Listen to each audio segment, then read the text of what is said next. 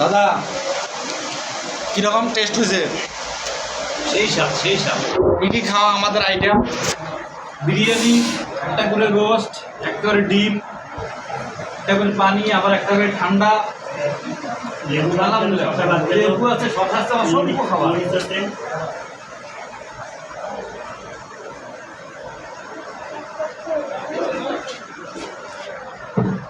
সেই স্বাদ। এত স্বাদ কে?